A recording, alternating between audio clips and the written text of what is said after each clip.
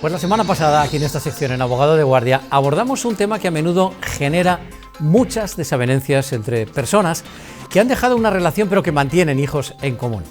La pensión de alimentos. Tratamos de aquellas situaciones en las que se está obligado a pagar la pensión de alimentos, qué conceptos incluye y durante cuánto tiempo además se ha de pagar. Pero a lo largo de esta entrevista que mantuvimos la semana pasada se mencionaron en un par de ocasiones la posibilidad de modificar las condiciones de la pensión de alimentos, incluso de extinguirla. Y esto pues ha generado diversas consultas a nuestro programa, a la sección, a lo largo de la semana, por lo que hoy, si os parece, volvemos a tener con nosotros este tema y, por supuesto, a los especialistas que pueden abordarlo. Ignacio Castillo Castrillón. ¿Qué tal, Ignacio? ¿Cómo estás? CEO de Castillo Castrillón Abogados. Bienvenido. Muy buenas tardes, Chimo. María Enguídanos, que es una de las letradas del equipo especializada en Derecho de Familia, para que nos hablen precisamente de estas causas, digamos, más frecuentes de consulta en el despacho respecto a la pensión de alimentos. ¿Qué tal? ¿Cómo estás? Buenas María, tardes, bienvenida. Chimo. Bueno, hablamos la semana pasada y comentamos sobre la posibilidad de extinguir este pago de la pensión de alimentos. Ignacio, ¿cuáles serían, digamos, los casos concretos en los que podría aplicarse? Bueno, la casuística puede llegar a ser amplia.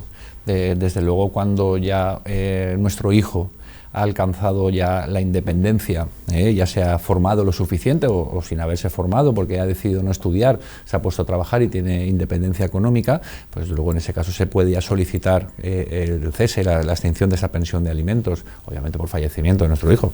Eso es mejor que no suceda. Hay determinados casos en donde se puede solicitar del juez esa suspensión. Principalmente es cuando la esencia de la naturaleza es cuando el niño ya tiene esa independencia económica que le permite gobernar su vida desde un punto de vista monetario, desde luego, de una manera independiente. Pues consultas concretas como las que nos habéis hecho, claro, ocasiones en las que los hijos pues o tienen una mala relación o no hay una relación fluida con el progenitor no custodiado. La pregunta para Ignacio: ¿he de seguir pagándole la pensión si no quieren ni verme? Dice este padre. Bueno, pues lo cierto es que el Código Civil no establece o no regula esta situación, y además sucede bastante, porque lo cierto, y nosotros después de tantos años de ejercicio profesional, nos hemos dado cuenta que muchas veces los mayores utilizamos a los niños como los utilizamos en el conflicto, y al final lo que hacemos es hablarle mal de la madre o del padre, y entonces eso al final el niño va creciendo y se rompe esa relación, pero ya no por el niño sino por los padres. El Código Civil no regula esa situación, que el niño no tenga ningún tipo de relación con el padre. Pero lo cierto es que el Tribunal Supremo ha hecho un esfuerzo, desde luego, y ha abierto una ventana de esperanza a aquellos padres que, con una obligación de pagar esa pensión de alimentos, la relación con los niños es nula y por causa no imputable al padre, sino por causa del niño. Entonces, lo que viene a decir el Tribunal Supremo, que siempre que se encuentre debidamente probado y acreditado, un padre que no tiene ningún tipo de relación con los niños por causa imputable a los niños, y por causa imputable a los niños el Tribunal Supremo entiende causas de desheredación, es decir, que haya atentado contra la vida o maltratado de obra contra el padre, y las causas de desheredación, y cuando resulte debidamente probado, un juez, en base a esta sentencia del Tribunal Supremo del año 2019, puede suspender o extinguir esta pensión de alimentos. María, esta consulta es para ti. ¿Qué ocurre si, por ejemplo, nos dicen, he perdido mi trabajo, mis posibilidades económicas están variado sustancialmente y a menos? ¿Puedo solicitar una modificación en las medidas de la pensión de alimentos, María? Pues efectivamente, esta es una de las causas de modificación de medidas, concretamente en relación a la pensión de alimentos. Hemos de partir de la base de que la pensión de alimentos se fija básicamente en atención no solo a las necesidades del menor y a que continúe en la misma situación en la que vivía, sino efectivamente a los ingresos del progenitor que va a tener que satisfacer esa pensión de alimentos. Ese va a ser el pilar básico. Evidentemente, si ha perdido su trabajo y sus circunstancias económicas han variado, pues es una causa para solicitar esa modificación de medidas y que se rebaje esa pensión de alimentos, siempre y cuando no se deje ese mínimo vital que se tiene que satisfacer sí o sí. Aunque se haya quedado sin ningún tipo de ingresos, existe un mínimo vital que siempre va a tener derecho el menor a percibir del padre. El padre, en el caso de que no tenga cómo satisfacerlo, pues tendrá que buscarse la vida para poder hacerlo, ese mínimo vital. Pero sí que va a poder, en la medida de sus posibilidades, reducir esa pensión de alimentos conforme a esa rebaja que haya visto en su situación económica por la pérdida de ese empleo. María, entiendo que habría que solicitarlo al juez. ¿Y habría que implementar esa modificación de medidas en el convenio? Hay que solicitar esa modificación de medidas y hay que tener en cuenta que la cuantía de esa pensión de alimentos no se va a modificar hasta que tengamos una sentencia que modifique esas medidas que existían en el momento en el que... queda sin trabajo mañana y a partir del mes que viene ya no tiene ingresos, todo el tiempo que tarde la modificación en ser efectiva tiene que seguir pagando lo que decía el convenio. Efectivamente, y si no lo paga lo deberá, pero tiene que seguir pagando hasta que exista otra sentencia que además sea firme. Entiendo.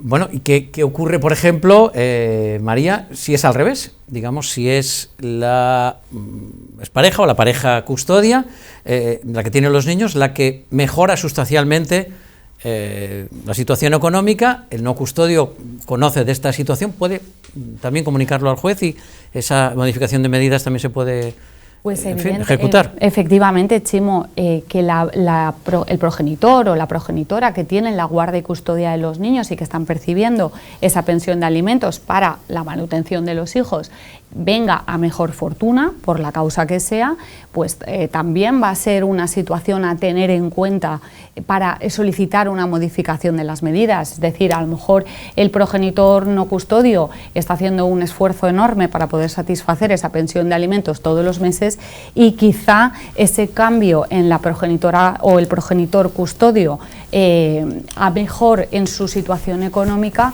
desahoga un poco en cierta medida la situación que tiene el otro progenitor, con lo cual sería perfectamente viable solicitarlo y posible esa reducción de la pensión. Si el cambio a mejor es por, digamos, una relación personal o una relación de pareja que inicia, digamos, el progenitor. A ver, si de mutuo acuerdo van a poder modificar también las medidas en la medida en la que ellos estén de acuerdo en esa situación. Pero si no estuvieran de acuerdo y no lo hiciesen de mutuo acuerdo, también existe la vía de la demanda de modificación contenciosa para solicitárselo al juez. Evidentemente habrá que acreditar esa situación para que finalmente nos den la razón en esa situación. Bueno, entiendo que también una de las causas más frecuentes de litigio y de desacuerdos respecto a la pensión de alimentos es el impago de la misma por parte del progenitor obligado a ello.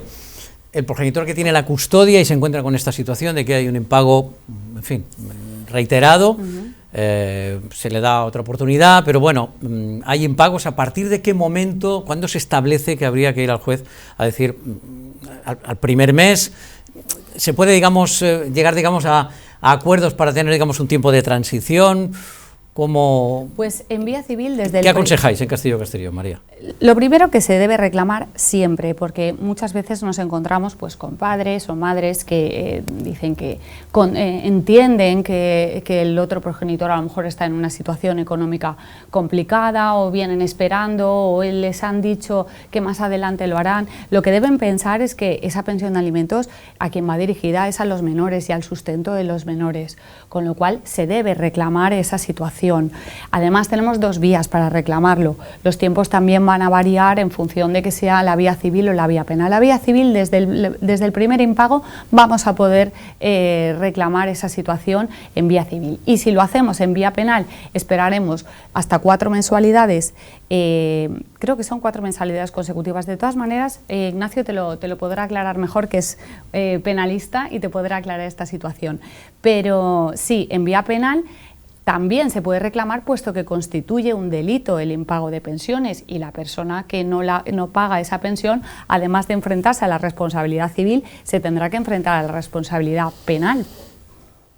puesto que es una, se le desde condenará. luego esa responsabilidad penal, por lo que está apuntando María, que convendría también que para los espectadores, Ignacio, le pudiéramos poner cuál sería el marco de exigencia, cómo se hace esa reclamación por vía penal y digamos, cuáles pueden ser las consecuencias de la persona que reiteradamente el contrayente, digamos, el custodio que no paga, ¿no? Los elementos del tipo penal, o sea, del artículo que regula esa conducta y que sanciona el legislador, habla de dos meses consecutivos o 4 meses no consecutivos. En ese caso hay una responsabilidad penal, habría que estudiar obviamente, porque también hay situaciones en donde nos encontramos que es un padre o una madre pues, que no tiene ningún ingreso, o sea, absolutamente nada, no tiene bienes, no tiene absolutamente nada y no ha sido buscado además, pues en ese caso obviamente no hay una intención de cometer el hecho delictivo. ¿Cómo se inicia? Obviamente pues acudir a un abogado, desde luego, iniciar una denuncia o una querella, ya firmada con abogado y procurador, y es un medio de iniciación y comunicación al juez de la posible comisión de un hecho delictivo, y el juez lo que hará es investigarlo, para luego si entiende que se ha cometido ese hecho delictivo, que existen indicios racionales de criminalidad, pues transformar ese procedimiento, dar traslado al Ministerio Fiscal a las acusaciones para que presenten el escrito de acusación. En cualquier caso, claro, son sanciones, es una conducta tipificada en el Código Penal, lleva su correspondiente pena y desde luego la responsabilidad civil, es decir, el pagar eso que se ha dejado de pagar. Y desde luego si te imponen una pena de multa, para que el impago de esa pena de multa se transforme en prisión, debes de haber pagado previamente la responsabilidad civil, si no te puedes ver en un problema. Dices, no, pues ahora yo no quiero pagar, pues no quiero pagar la responsabilidad porque estoy enfadado con el mundo y no quiero pagar porque la madre o el padre es un poco así extraño. Pues no, si no pagas la responsabilidad civil no puedes hacer frente a la pena de multa, se transforma la pena de multa por impago en prisión y la gente va a la cárcel. La gente va a la cárcel. Asumir desde luego las responsabilidades porque, como están explicando muy bien Ignacio y María, tras la personalidad, la pena civil, digamos la responsabilidad civil, discúlpame, tendría responsabilidad penal y desde luego esta puede conllevar pena de cárcel. Bien, en todo caso, desde luego, asesorarse por un gabinete de abogados que va a clarificar todas las dudas y en cualquier situación. Y desde luego, esta de las separaciones y los divorcios, desde luego, conlleva más que una consulta. Gracias Ignacio Castillo Castellón por acompañarnos, María Anguidanos, un placer, una semana más, gracias, y a todos vosotros, por supuesto que paséis muy buena tarde, os esperamos mañana aquí en vuestra casa en Levante Televisión. Hasta mañana.